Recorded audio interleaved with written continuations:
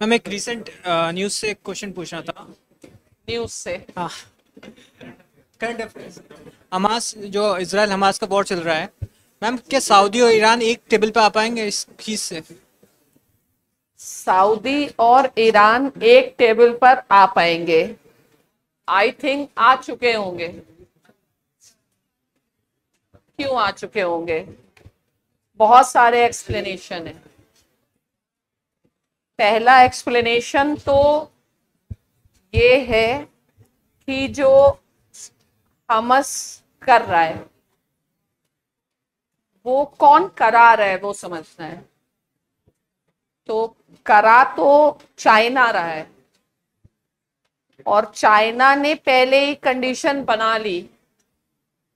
Diplomatically China Iran Saudi Arabia को साथ ला चुका था,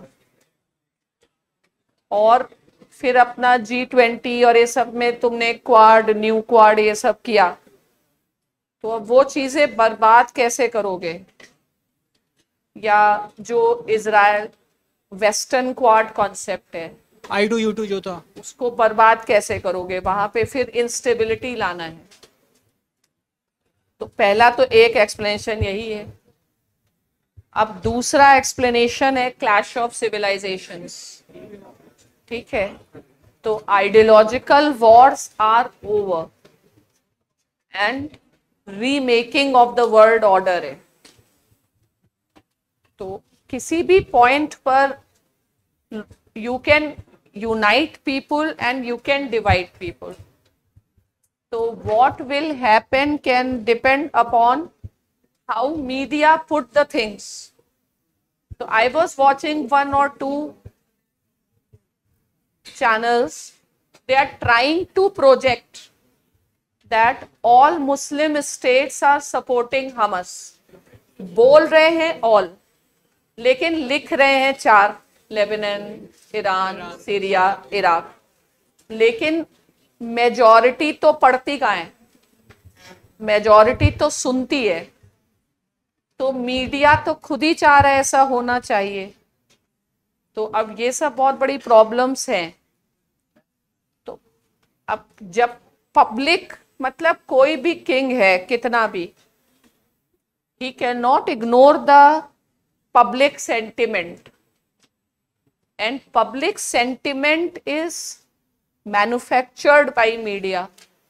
अब मीडिया ये चीज मैन्युफैक्चर करने ही लग जाए तो ऑब्वियसली अगर पब्लिक प्रेशर बनेगा सऊदी अरेबिया इन लोगों के ऊपर, तो वो पहला अपना रेजीम बचाने के लिए वो करेंगे ही करेंगे।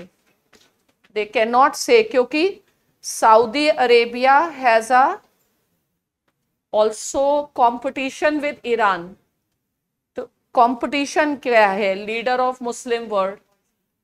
तो अगर सऊदी अरेबिया नहीं बोलेगा तो भी तो डूम इफ दे डोंट वाला सिचुएशन है।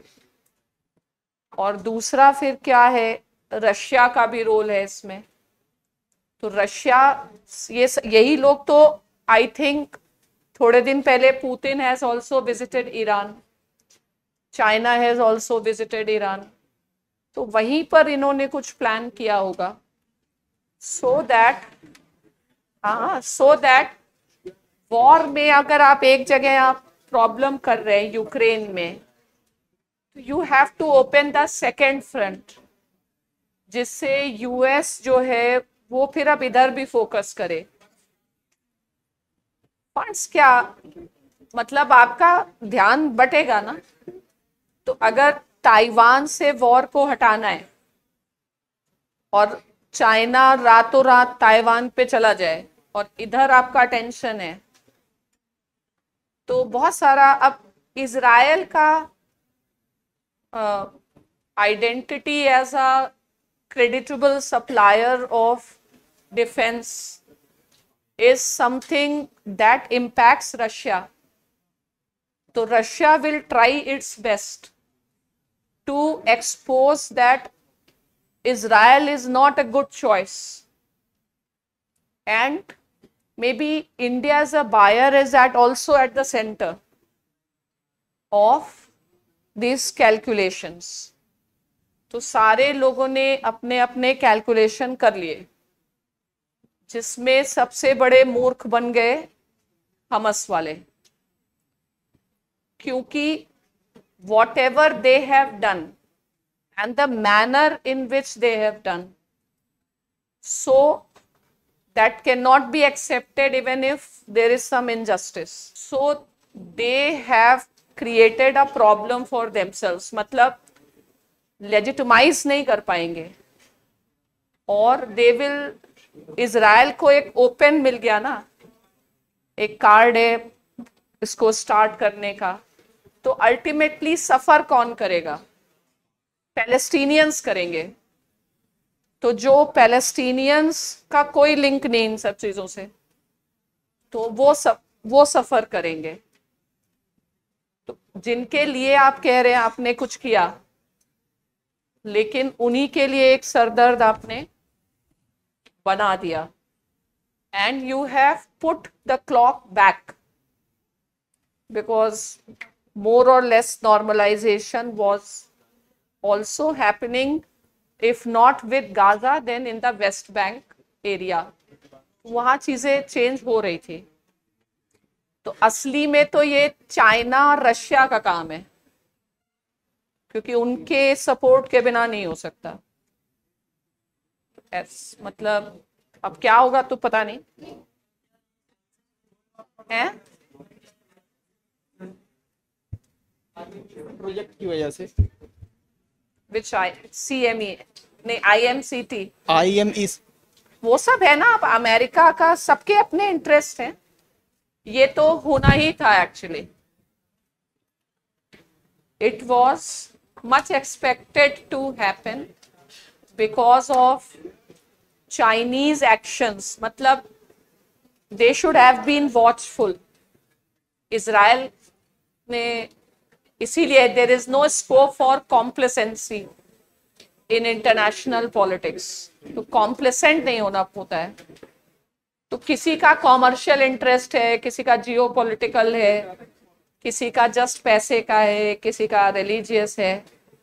तो टिपिकल पोस्ट मॉडर्न बैटल है, multiple reasons, multiple actors, multiple factors.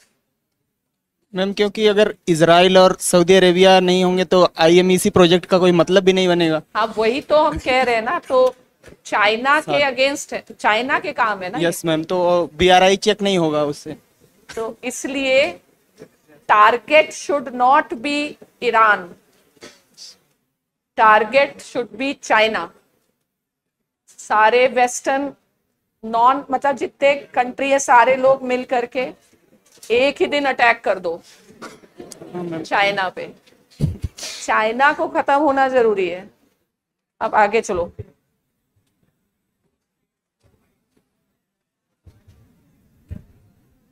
अब क्लैश ऑफ सिविलाइजेशन है। आप मुस्लिम वर्ल्ड और नॉन मुस्लिम के फॉर्म में मीडिया प्रेजेंट कर रहा है।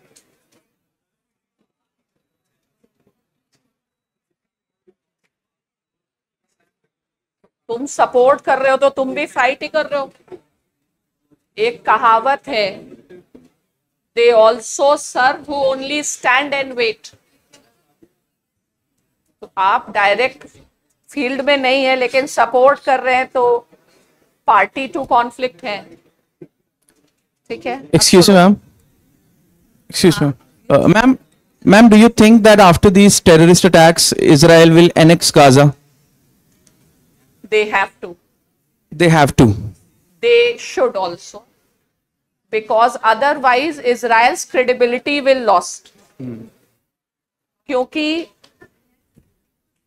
अगर इतना बड़ा अटैक है तो उससे डबल अटैक करना इनका कंपल्शन है, वरना इजराइल विल बी गॉन।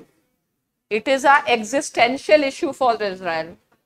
जैसे इंडिया में पुलवामा अटैक हुआ उरी के बाद, तो रिटेलिएट करना मस्ट था, या 26/11 हुआ तो रिटेलिएट करना ही था, लेकिन हमने किया नहीं। तो इंडिया की इमेज बहुत खराब हो गई। India came to be called as soft state. तो तो सुषमा स्वराज ने क्या बोला, चूड़ी पहन के नहीं बैठे, ये सब टाइप्स। फिर भी उरी को डाइजेस्ट किया, पुलवामा को नहीं कर सकते थे। और अगर इजराइल में अटैक हुआ है तो इंडिया में बहुत चांसेस हैं। Their security is many times better than ours, तो we should be very very cautious.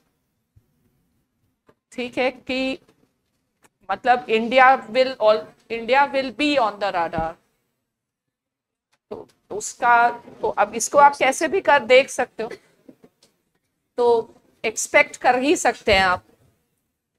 इसलिए अभी जब बैटल है तो आपकी पार्टीज बहुत क्लियरली डिफाइंड हो जानी चाहिए कि आप किसके साथ हो। तो prime minister has clearly expressed solidarity with Israel, क्योंकि वॉर में कंफ्यूजन नहीं होना चाहिए। तो आप समझ लीजिए कि अगर आप अवॉइड कर पा रहे हैं तभी है, वरना इंडिया सबसे ज्यादा वल्नरेबल है। इंडिया यूएस सब वल्नरेबल है अभी। तो फिलहाल इजराइल अगर लड़ेगा तो अच्छी बात है, आपका काम करेगा।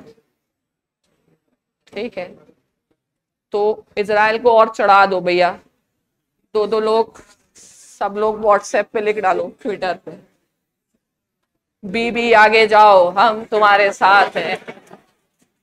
वैसे भी मोदी जी और बीबी हमेशा गले मिलते देखे होंगे आपने, हाँ।